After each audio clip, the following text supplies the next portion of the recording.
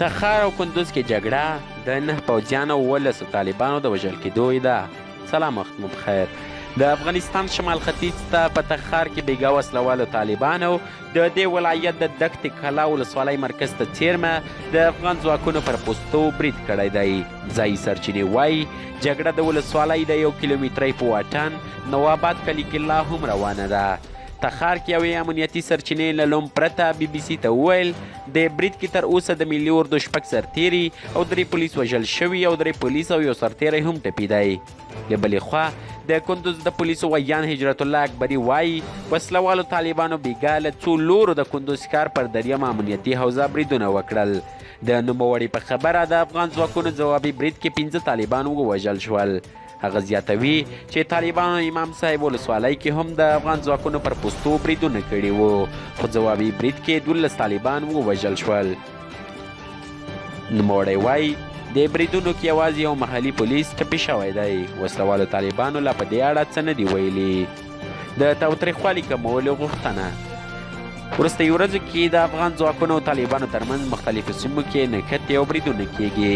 پرون کندوز کې ځایي چارواکو ومنله چې په هوایي برید کې لسګونه طالبانو او ولسي وګړو ته مرج ژوبلا اوښتې. د افغان سولې لپاره د امریکا ځانګړی استازی زلمی خلیلزاد د جګړې له ټولو ښکېلو لورو بیا د تاوتریخوالي کمول غواړي.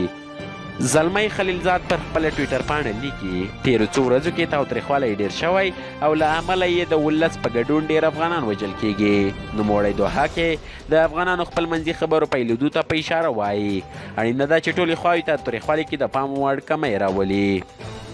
په دا مهال د افغان حکومت او طالبانو ترمنځ دوحه د سولې مرکچیانو ګډې جرګې د یکشنبې په ورځ غونډه درلوده.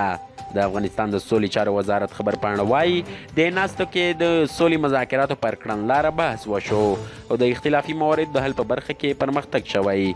د طالبانو د قطر دفتر ویان ډاکټر محمد نعیم وایي په دې ناسته کې بیا هم د راتلونکو مجالسو د کاري اصولو په اړه بحث وشو.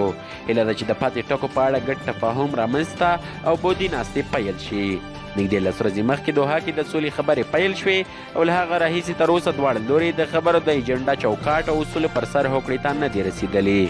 ځینې سرچینو BBC ته ویلي د اختلاف یو ټکی هم د خبرو بهیر کې حنفي مذهب د بحثونو د اصولو په توګه اساس ټاکل دي.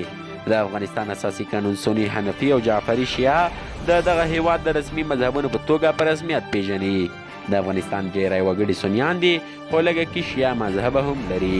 تر بلې ویډیو مو په لیو بخون کې خدای سپارم. هر چېرې چې یاست تاسې بریا زموږ یاد وه.